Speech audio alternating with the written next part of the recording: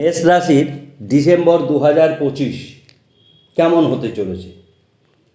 প্রথমত মেষ রাশির ডিসেম্বর 2025-এ শিক্ষা, দাম্পত্য, ব্যবসায় অসম্ভব উন্নতি দেখা যাবে, কিন্তু দুটি ক্ষেত্রে অত্যন্ত সাবধান হওয়া প্রয়োজন।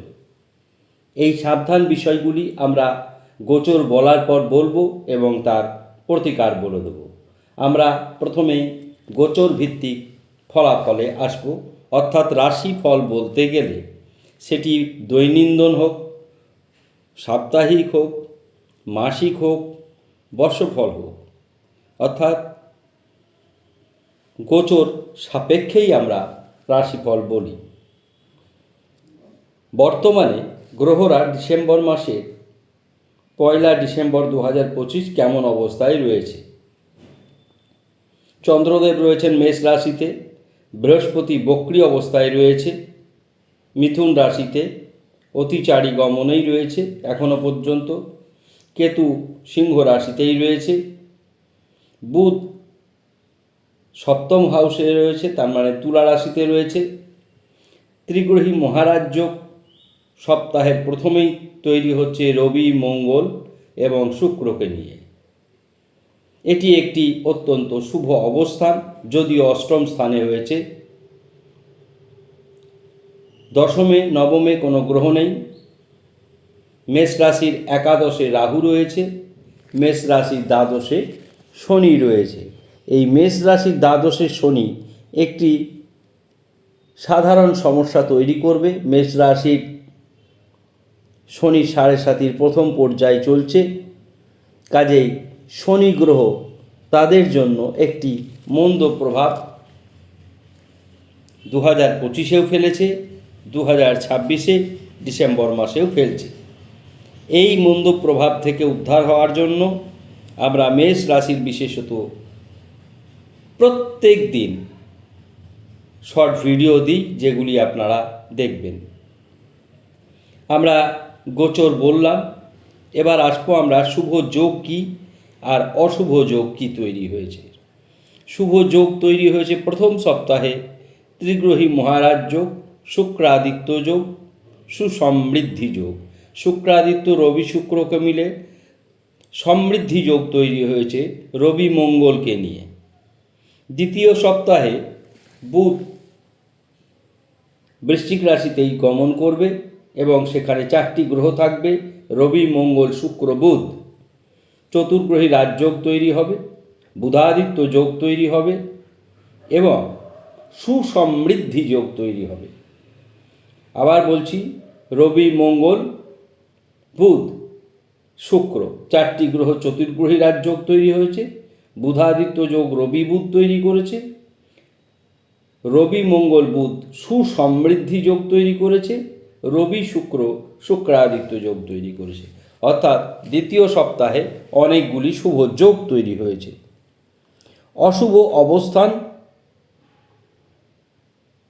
মেষ রাশির দ্বাদশে রয়েছে শনি, মেষ রাশির অষ্টম গৃহে রয়েছে 4টি গ্রহ, যেটি অত্যন্ত অশুভ বলে বিবেচনা করা হবে। প্রথমত রবি এবং মঙ্গলকে। অষ্টম মঙ্গল মানে মাঙ্গলিক একটি সমস্যা। যাদের জন্মকুণ্ডলিতে মাঙ্গলিক দোষ রয়েছে তারা ডিসেম্বর মাসে বিবাহ ক্ষেত্রে অংশগ্রহণ করলে মাঙ্গলিক দোষ প্রতিকার করিয়ে করবেন বা জন্মকুণ্ডলীর জটক বিচার করে বিবাহে বসবেন। অষ্টমে রবি থাকলে পিতৃদেবের শরীর ভালো থাকে না।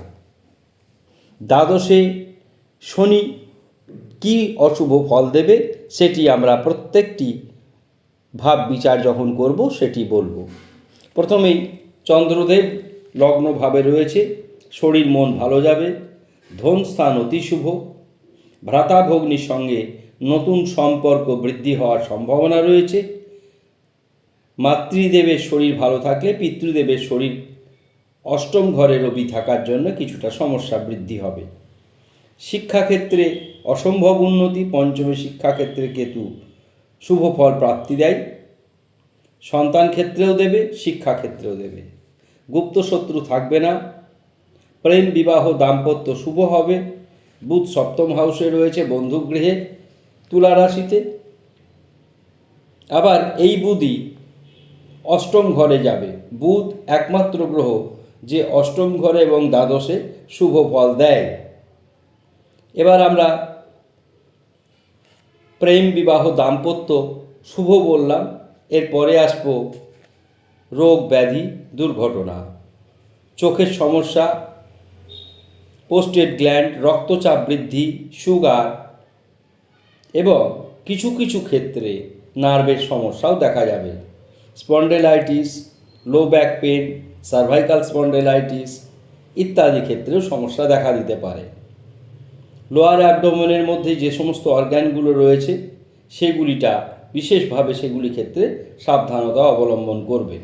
গাড়ি আস্তে চালাবেন, মঙ্গল অষ্টমে রয়েছে এবং রবির সঙ্গে রয়েছে, সুতরাং গাড়ি ঘোড়া আস্তে চালাবেন, বিশেষত মেরুন কালারের গাড়ি চালাবেন না। ভাগ্য অতি শুভ, ভাগ্যপতি বৃহস্পতি চতুর্থে রয়েছে, অতিচারী গমনে, তুঙ্গস্থ অবস্থায়। কর্কট রাশিতে বৃহস্পতি তুঙ্গস্থ। আয় বৃদ্ধি পাবে, আয় ক্ষেত্রে একাদশে রাহু রয়েছে, দশম একাদশ রাহুর শুভ ফলদান অবস্থান। দ্বাদশে শনি, এই মাঙ্গলিক অষ্টমে মঙ্গল এবং দ্বাদশে শনি, এটি মূলত বিবাহে, প্রেম, বিবাহ, দাম্পত্য ক্ষেত্রে সমস্যা ফেলবে, কিন্তু দ্বাদশে শনি ঋণ বৃদ্ধিও করে দেয়। অধিক খরচের জন্য ঋণ বৃদ্ধি হতে পারে। এই যে ঋণ বৃদ্ধি হবে, এই ঋণ বৃদ্ধি হওয়ার কারণে আমরা প্রতিকার ব্যবস্থা বলে দেব। তাহলে সমস্যা সবচাইতে কিন্তু দুটি ক্ষেত্রে দেখা গেল। এক, পিতৃদেবের শরীর ভালো যাবে না। দুই, অত্যধিক খরচের কারণে ঋণ বৃদ্ধি হতে পারে। তাহলে দুটি সমস্যার সমাধানের জন্য আমাদের প্রতিকার, প্রথম হচ্ছে ঋণ থেকে মুক্তি পাবেন কি করে। প্রত্যেক দিন ঘুম থেকে উঠে সূর্যদেবকে অর্ঘ্য প্রদান করবেন। এসো অর্ঘ্য ওং হ্রিং সূর্যায়।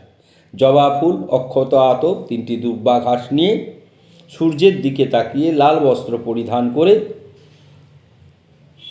এই সূর্যকে অর্ঘ্য প্রদান করবেন, তারপরে সূর্যদেবকে প্রণাম করবেন। এতে পিতৃদেবের শরীর ভালো থাকবে এবং আর্থিক দিক উন্নতি হবে। শনি ঋণ বৃদ্ধি করিয়ে দেবে, তাই শনিদেবের জন্য সন্ধেবেলায়, প্রত্যেক দিন সন্ধেবেলায় শনিদেবের বীজ মন্ত্র করবেন। ওং ঐং হ্রিং শ্রিং শনৈশ্চারায়। ওং ঐং হ্রিং শ্রিং শনৈশ্চারায়। এই প্রোনাউন্সিয়েশন করে বারবার প্রোনাউন্সিয়েশন শুনবেন, 28 বার করবেন সন্ধে 7:30 থেকে 8টার মধ্যে। আরেকটি বিষয়, যে ঋণ বৃদ্ধির কথা বললাম, তার জন্য আপনারা গণেশের বীজ মন্ত্র করবেন স্নান করে। ওং বক্রতুণ্ডায় হুং 28 বার করবেন। আর ঋণ থেকে মুক্তি হওয়ার জন্য কর গুনে গুনে করবেন 18 বার। ওং গণেশ ঋণং ছিন্দিং বরেণ্যং হুং ফট। ওং গণেশ ঋণং ছিন্দিং বরেণ্যং হুং ফট। বারবার শুনবেন, শুনে এই মহামন্ত্র 18 বার করে করবেন। আশা করি আমাদের অনুষ্ঠান আপনাদের ভালো লাগছে। যারা ফেসবুক থেকে দেখবেন তারা ফলো করবেন, যারা ইউটিউব থেকে দেখবেন অবশ্যই সাবস্ক্রাইব করবেন। মন্তব্য করতে ভুলবেন না। সকলে ভালো থাকুন, ধন্যবাদ।